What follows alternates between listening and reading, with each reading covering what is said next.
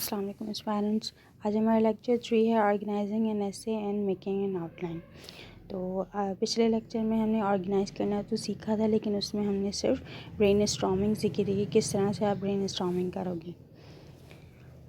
ऐसे को ऑर्गेनाइज़ करने के लिए आपको बहुत सारी चीज़ें जो हैं वो मद्देनज़र रखनी होती है। उसमें कुछ मेथड्स हैं और उसकी इम्पॉर्टेंस ये है कि आपका जो ऐसे है फुली एक अच्छे से पैटर्न में, एक ऑर्गेनाइज वे में, कि एग्ज़ामिनर को पता चले कि डायरेक्शन जो है वो ऐसे की कहाँ जा रही है और आपको टॉपिक किस तरह से आप टॉपिक को लिख रहे हो, किस तरह से आपका टॉपिक जो है ऐसे जो है टॉपिक को डिफ़ाइन कर रहे हैं।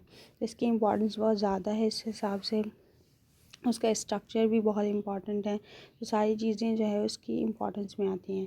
फर्दर हम मेथड्स को देख लेते हैं। मेथड्स में से time order, classification, cause effect, remedies method और कंपेयर और कंट्रास्ट ऑर्डर, एम्पैथेटिक ऑर्डर और मिक्स पैटर्न ऑफ ऑर्गेनाइजेशन। तो ये इसकी कुछ मेथड्स हैं जो हम फर्दर इसको डिस्क्राइब कर लेते हैं।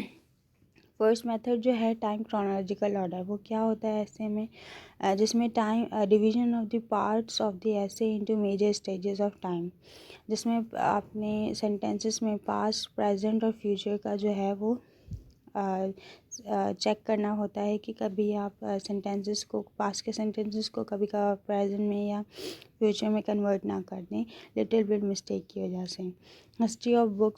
History books are organise in chronological order.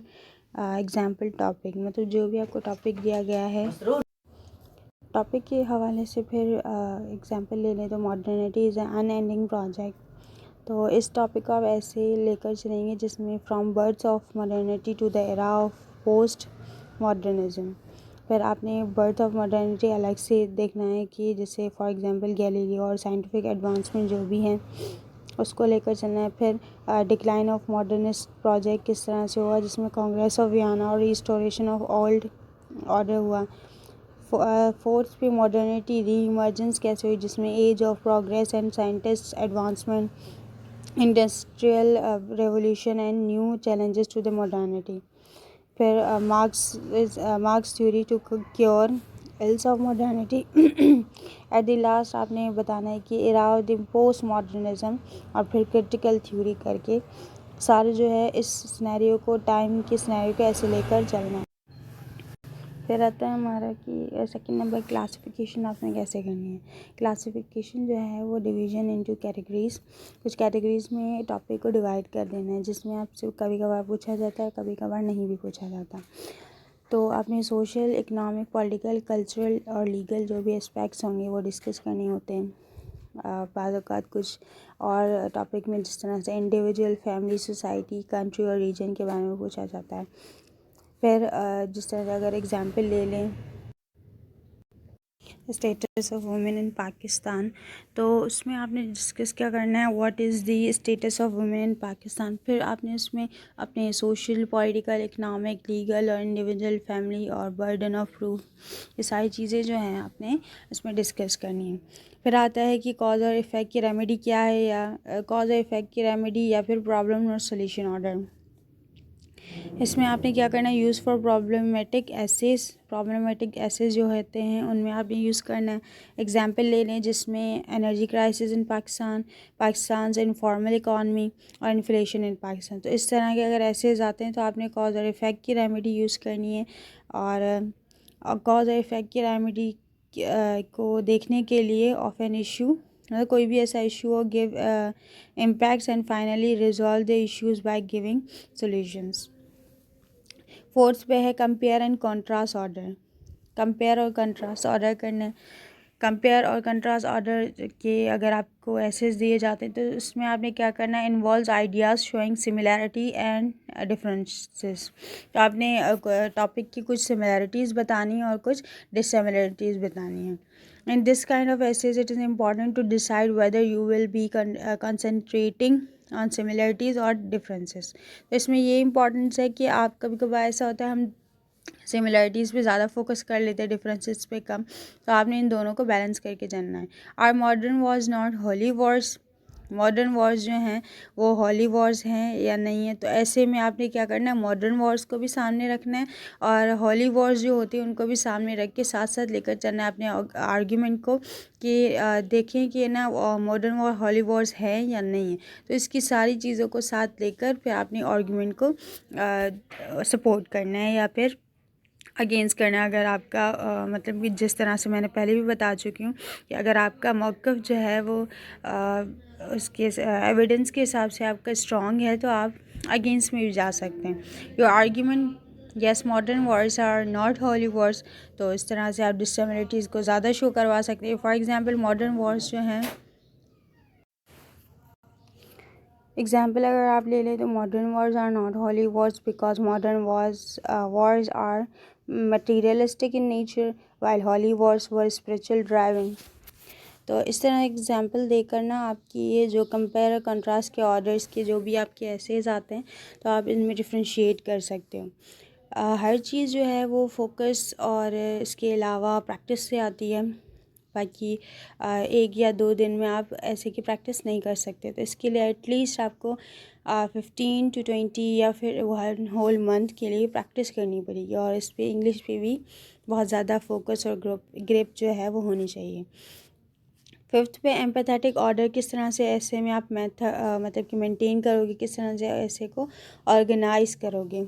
Order of increasing और डिक्रीजिंग इम्पोर्टेंस इम्पैक्ट, इंक्रीजिंग और डिक्रीजिंग इम्पोर्टेंस या इम्पैक्ट्स वो जो हैं एम्पैथेटिक ऑर्डर कहलाती हैं। किस तरह से, in this method paragraphs are arrange so that the most important supporting paragraphs come first and least important paragraphs comes last. जिस तरह से अगर आप इंट्रोडक्शन भी स्टार्ट करते हो तो जो मोस्ट इम्पॉर्टेंट है कि आपका जो टॉपिक कह रहा है आपने उस टॉपिक को जो है वो डिफ़ाइन करना है। थोड़ा सा जर्नल जो है गुफ्तगू करके थोड़ी सी बहुत, फिर आपने टॉपिक को आगे लेकर चलना। ऐसे भी नहीं कि आपने जर्नल कोई बात करके बहुत ज़्यादा प्रॉब्लम क्रिएट करनी है या बहुत ज़्यादा चीज़ें जिस तरह से एग्जांपल डाल के, नहीं, आपने टॉपिक को लेकर चलना है। तो जो भी आपकी इम्पोर्टेंट आपको लगता है कि ज़रूरी हैं तो आपने ऊपर डालनी है और फिर जो इतनी ज़रूरी नहीं है, थोड़ी उससे कम है, तो उस हिसाब से आपने पैराग्राफ्स को सेटअप करना है। मज़ीद हम जैसे जैसे ऐसे इसमें जाते जाएंगे आपको बताते जाएंगे। प्रॉस्पेक्ट्स, चैलेंजेस और सॉल्यूशंस जो हैं वो फर्स्ट पे आएंगे। जिस तरह से अगर एग्जांपल लिया जाए सऊदी ईरान रिकन्सिलेशन जो अभी है हुआ है, तो इसका एग्जांपल लिया जाए तो सऊदी ईरान की रिकन्सिलेशन किस तरह से हुई और किसने करवाई, तो ये इम्पॉर्टेंट पैराग्राफ है। और ये इनके जो भी बैकग्राउंड में जो भी उनका हुआ तो ये इससे थोड़ा सा कम है, तो इसको हम जो है वो लीस्ट थोड़े से कम इम्पोर्टेंस देके थोड़ा सा आगे करेंगे। मिक्स्ड ऑर्डर किस तरह से होता है, mixed of all these chronological cause और इफ़ेक्ट एम्पैथेटिक एम्पैथेटिक, जिस तरह से सऊदी ईरान की रिकन्सिलेशन में प्रॉस्पेक्ट्स और चैलेंजेस और सॉल्यूशंस जो हैं वो मिक्स करके आप इस तरह से डालोगे। जिस तरह कॉज इफ़ेक्ट या सॉल्यूशंस ये जो है मिक्स्ड ऑर्डर में आएगा। एम्पैथेटिक जो है वो आउटलाइन को हम अगर कह सकते हैं किस तरह से आप आउटलाइन को बनाओगे, ठीक है। एम्पैथेटिक में सबसे पहले मतलब आउटलाइन की बात कर रहे हैं, आपने ज़्यादा कंफ्यूज नहीं होना। इंट्रोडक्शन में सबसे पहले आपने क्या करना है, सऊदी ईरान की रिकन्सिलिएशन जो है फ्रॉम रिवाइवरी टू रीअप्रोचमेंट, रिवाइवरी उनकी कब से स्टार्ट हुई और रीअप्रोचमेंट की सारी क्रोनोलॉजी जो है आपने इस 2 से 3 पैराग्राफ्स में डिस्क्राइब कर लेनी है, ठीक है। फर्स्ट आपकी हेडिंग इंट्रोडक्शन के बाद ये होगी, ये इंपॉर्टेंट है। फिर सेकंड नंबर पर आपने क्या करना है, प्रोस्पेक्ट बताने जिसमें economic, political, social, cultural, religious और क्लासिफिकेशन जो भी इनकी होगी सारी आपने इसको क्लासिफाई कर लेना है। ब्रैकेट के मतलब कि जो है इनको सारा क्लासिफाई करना है। फिर आपने क्या करना है, चैलेंजेस उनके बताने क्या क्या इनको चैलेंजेस फेस करने पड़े, नेशनल भी और रीजनल भी और ग्लोबल भी। अगर सिर्फ एक ही मुल्क की अंदरूनी बात हो रही होती तो हम उसको क्या कहते हैं, रीजनल, नेशनल और फिर वो अंदर भी कहते हैं इंडिविजुअल या फिर, ठीक है।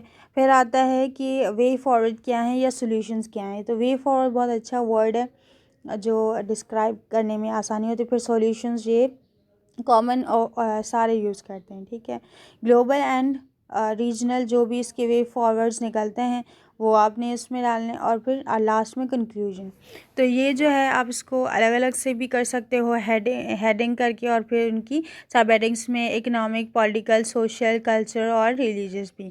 तो इन सारी चीज़ों को आपने जिस तरह से फोकस करके देखना है, फिर उनको क्लासीफाई करना है। तो इस तरह से आपकी जो आउटलाइन है और वो ये जो भी मिक्स्ड ऑर्डर और ऑर्गेनाइज करना था ऐसे को, वो हमने आपको एक्सप्लेन कर दिया है। So that's all for today. If you have any question regarding this then you can comment in comment section. बाकी जो आउटलाइन का प्रोसेस हम सेकंड पार्ट में करेंगे।